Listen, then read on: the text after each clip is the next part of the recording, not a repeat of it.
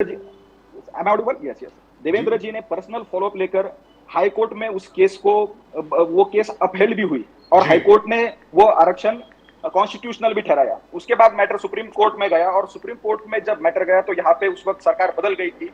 और आप जानते होंगे कि सुप्रीम कोर्ट ने बहुत बार स्ट्रिक्चर्स पास किए कि ये जो स्टेट गवर्नमेंट है, जो एमवीए का गवर्नमेंट था यहाँ पे, उनकी ओर से लॉयर्स को पूरा ब्रीफिंग नहीं मिल रहा था।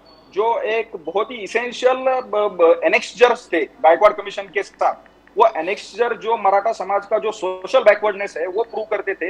वो एनेक्सजर उस वक्त की जो एमवीए गवर्नमेंट थी उसने ट्रांसलेट करके इंग्लिश में सुप्रीम कोर्ट में प्रोड्यूस भी नहीं किया। तो उसकी वजह से ऐसी बहुत सारी खामियां, जो केस सुप्रीम कोर्ट में प्रेजेंट करना चाहिए था एमवीए गवर्नमेंट ने वो नहीं किया, उसकी वजह से वो सुप्रीम कोर्ट में आरक्षण रह नहीं पाया। आरक्षण का एक मसला है ही।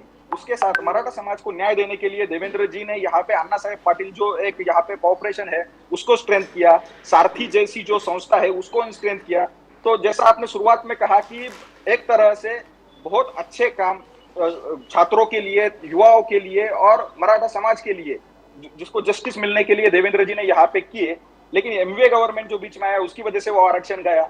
अभी भी जो मूवमेंट चल रहा है, अभी भी जो मूवमेंट आरक्षण को लेकर महाराष्ट्र में चल रहा है, उसमें भी महेंद्र जी की, भाजपा की यहाँ पे भूमिका स्पष्ट है कि हम मराठा समाज को न्याय देना चाहते हैं, हम मराठा समाज को आरक्षण देने के पक्ष में है।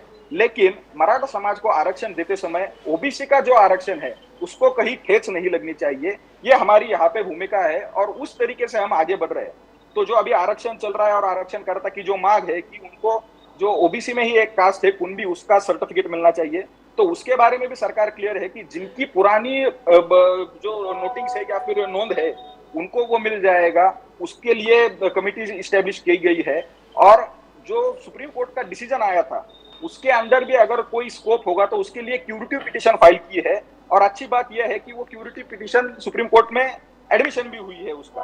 तो हमारी यहाँ की जो गवर्नमेंट है, देवेंद्र जी है, भाजपा है, ये कमिटेड है महाराष्ट्र में मराठा समुदाय को आरक्षण देने के लिए। लेकिन साथ में हमारा ये भी कहना है कि जो ओबीसी का रिजर्वेशन है यहाँ पे उसको कोई ठेस नहीं लगना चाहिए। आपने शुरुआत में बिल्कुल सही कहा था कि ये सब देवेंद्र जी को टारगेट किया जा रहा है, ये इसमें कोरी राजनीति है।